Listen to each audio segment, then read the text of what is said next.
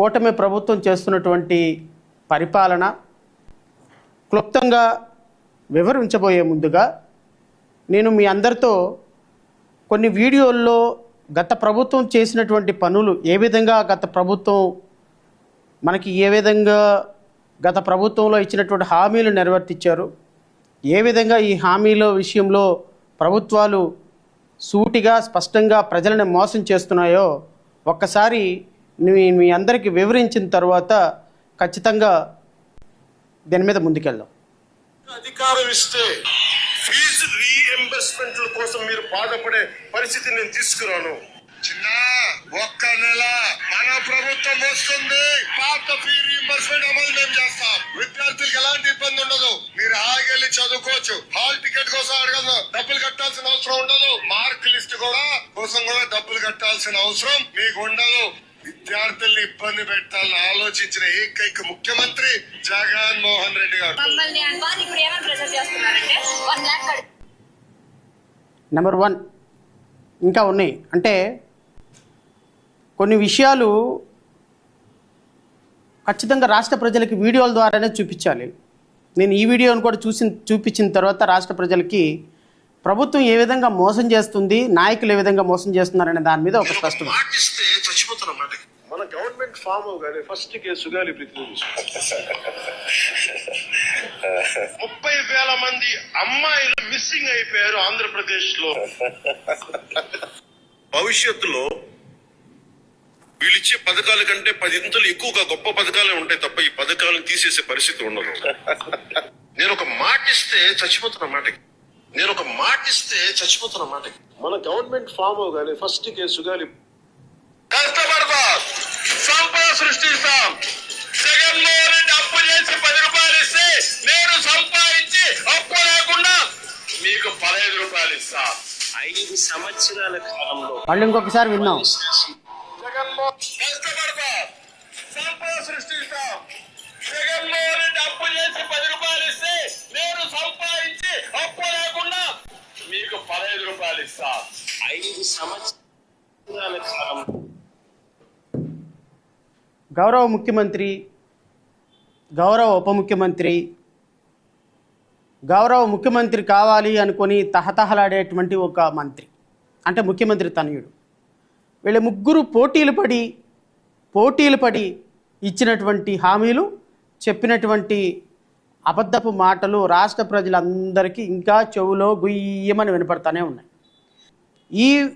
ఈ సూపర్ 6 అమలు విషయంలో, తల్లికి వందనానికి సంబంధించినటువంటి అమలు విషయంలో అచ్చెన్నాయుడు చెప్పినటువంటి మాటలు ఏంటి అనేది ఇంకొకసారి విన్న తర్వాత మనం దాంట్లోకి వెళ్దాం.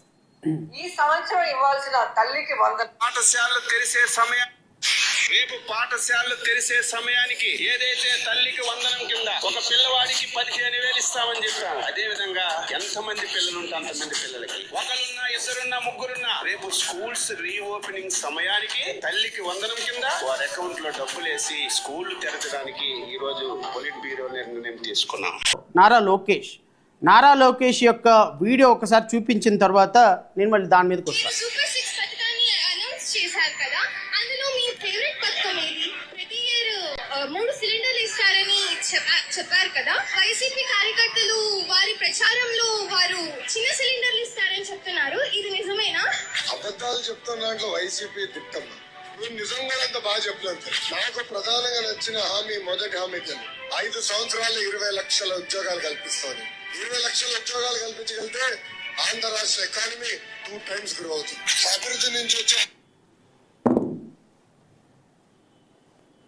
షణ్ముఖ వ్యూహం, నిష్పక్షపాతమైన పరిపాలన, కొన్ని స్పష్టమైనటువంటి పదాలు కూడా పలకని ఒక మంత్రి, ఒక విద్యాశాఖ మంత్రి మన రాష్ట్రానికి అద్భుతమైనటువంటి ప్రగతిని సాధించేటువంటి మంత్రి. మన కర్మ, రాష్ట్ర ప్రజల కర్మ, చేయగలిగింది ఏం లేదు.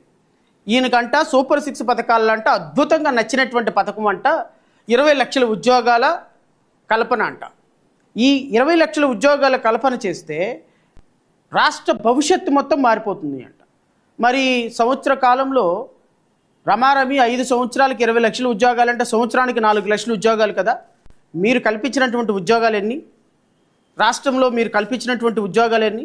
ప్రైవేట్ సెక్టార్లో ఉద్యోగాలన్నీ, గవర్నమెంట్ సెక్టార్లో ఉద్యోగాలన్నీ 16,000 డిఎస్సి పోస్టులు తీస్తే దానికి సంవత్సరం తర్వాత ఈరోజు ఎగ్జామ్ జరుగుతుంది.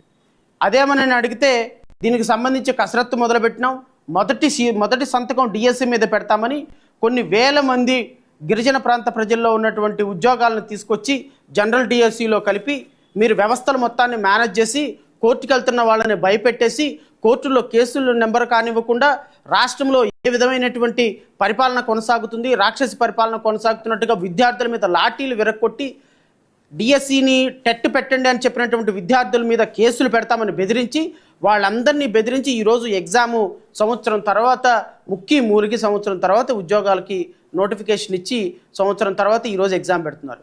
ఈ నోటిఫికేషన్ ఎప్పుడు పూర్తవుతుందో తెలియదు. రేపు కోర్టులో ఓపెన్ అయిన తర్వాత ఇంచుమించు 200 కేసులు వెయిటింగ్లో ఉన్నాయి డిఎస్సి మీద.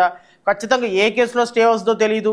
తప్పులు తొడకక తీసినటువంటి డిఎస్సి, ఒక్క ప్రైవేట్ కంపెనీలో ఉద్యోగం లేదు, ఒక్క కంపెనీ ప్రైవేట్ సెక్టార్ రాలేదు. రాష్ట్రంలో మీరు తీసుకొస్తానన్న పరిశ్రమలు తీసుకొచ్చారో లేదో తెలియదు. నేను మీ ద్వారా రాష్ట్ర మంత్రివర్గాన్ని అడుగుతున్నా. జయభీమరా భారత్ పార్టీ నుంచి చాలా సూటిగా స్పష్టంగా ప్రశ్నిస్తున్నాం. మీరు నిజంగానే యువతకి అసెంబ్లీలో చెప్పినట్టుగా, మంత్రి నారా లోకేష్ అసెంబ్లీలో చెప్పినట్టుగా 20 లక్షల ఉద్యోగాలు కల్పన 5 సంవత్సరాల తర్వాత 5 సంవత్సరాల రమారమి ప్రపోర్షనేట్గా చూసుకుంటే సంవత్సరానికి 4 లక్షల ఉద్యోగాలు, 4 లక్షల ఉద్యోగాల కల్పన జరిగింది అని మీరు గవర్నర్ చేత అబద్ధం చెప్పించారు. ఈ రాష్ట్ర అసెంబ్లీలో గవర్నర్ చేత మీరు అబద్ధం చెప్పించారు. 4 లక్షల ఉద్యోగాలు. అదే 4 లక్షల ఉద్యోగాలు ఎన్ని సెక్టార్లో ఉద్యోగాలు ఇచ్చారు, ఏ సెక్టార్లో ఉద్యోగాలు ఇచ్చారని అడిగినప్పుడు, ఎవరు మా పార్టీ తరపు నుంచి రైట్ టు ఇన్ఫర్మేషన్ కింద అడిగినప్పుడు, నేను రాష్ట్ర ప్రజలందరినీ ఒక్కసారి ఈ ప్రభుత్వం ఎంత దుర్మార్గంగా అబద్ధాలు ఆడుతుంది, ఎంత దుశ్చర్యలతోటి అబద్ధాలు ఆడుతుంది, ప్రజల కోసం ప్రజల యొక్క పరిపాలన అందించాల్సినటువంటి పాలకులు ఓట్లు వేయించుకున్న తర్వాత ఎంత దుర్మార్గకరమైనటువంటి అబద్ధాలు ఆడుతున్నారనే దానికి స్పష్టమైనటువంటి సమాధానం నేను మీకు వినిపిస్తా. మేము జయభీమరా భారత్ పార్టీ 24/4/2025 అంటే ఏప్రిల్ నెల వరకు కూడా ఈ రాష్ట్రంలో how many private jobs have been provided to the unemployed in the Andhra Pradesh from 11/6/2024 to 25/2/2025 అంటే మార్చి నెల వరకు కూడా మీరు గత నెల 11వ తారీఖు జూన్ నుంచి మొన్న మార్చి వరకు కూడా ఎన్ని ఉద్యోగాల కల్పన ఆంధ్రప్రదేశ్ రాష్ట్రంలో ప్రైవేట్ కంపెనీల్లో జరిగింది అంటే, ఆంధ్రప్రదేశ్ రాష్ట్ర ఫైనాన్స్ డిపార్ట్మెంట్ మేము వేసింది ప్రిన్సిపల్ సెక్రటరీ దగ్గర నుంచి ఇది public information officer, assistant secretary to government, general administration department, AP secretariat. ఈ సెక్రటేరియట్ డిపార్ట్మెంట్ నుంచి ఫైనాన్స్ డిపార్ట్మెంట్కి వెళ్ళింది. ఫైనాన్స్ డిపార్ట్మెంట్ వాళ్ళు మాకు ఇచ్చినటువంటి సమాధానం ఇది letter number 28000366 finance HR PDPP /112/2025 HR1. This is a information provided by AP state government.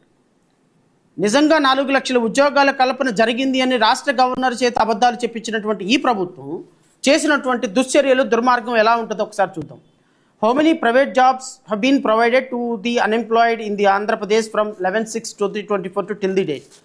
దీనికి వాళ్ళు ఇచ్చినటువంటి సమాధానం ఎంత దుర్మార్గకరమైన సమాధానమో చూడండి. No such data is maintained by the public information officer, finance department. What is this అండి? No such data is maintained. Then మరి గవర్నర్ ఎట్లా అబద్ధం చెప్పాడు? గవర్నర్కి ఇన్ఫర్మేషన్ ఎవరు ఇచ్చారు? ఆంధ్రప్రదేశ్ జనరల్ అడ్మినిస్ట్రేషన్ డిపార్ట్మెంట్ సెక్రటేరియట్లో నుంచి స్పీచ్ గవర్నర్కి ఇచ్చేటప్పుడు 4 లక్షల ఉద్యోగాల కల్పన జరిగింది అని మంత్రిగా మీరు అసెంబ్లీలో ఒక ప్రకటన చేసినప్పుడు నేను నారా లోకేష్ని అడుగుతున్నాను స్ట్రైట్గా, అసలు నీకు బుద్ధి ఉందా? కనీసం చదువుకున్నావా నువ్వు? ఒక మంత్రిగా ప్రమాణ స్వీకారం చేసి ఒక గవర్నర్ చేత అబద్ధాలు ఆడిస్తావా? నీ డిపార్ట్మెంట్లో ఆంధ్రప్రదేశ్ రాష్ట్రంలో 20 లక్షల ఉద్యోగాల కల్పన చేస్తామని రాష్ట్ర ప్రజలకి మేనిఫెస్టోలో హామీ ఇచ్చింది ఎవరు? నువ్వు, మీ నాన్న, పక్కన ఉన్నటువంటి పవన్ కళ్యాణ్ కదా. మీ ముగ్గురు కూడా ఈ రాష్ట్రంలో అబద్ధాలు చూపించి, అబద్ధపు హామీలు ఇచ్చి రాష్ట్ర ప్రజల యువతను మోసం చేసి జాబ్ క్యాలెండర్ ఇస్తామని మోసం చేసి జనవరి నెలలో ఎందుకు జాబ్ క్యాలెండర్ ఇవ్వలేదయ్యా? జనవరి నెలలో ఎందుకు జాబ్ క్యాలెండర్ ఇవ్వలేదు? 4 లక్షల ఉద్యోగాల కల్పన ఎందుకు జరగలేదు? 1500 రూపాయలు నిరుద్యోగ భృతి ప్రతి మహిళకి ఎందుకు ఇవ్వలేదు?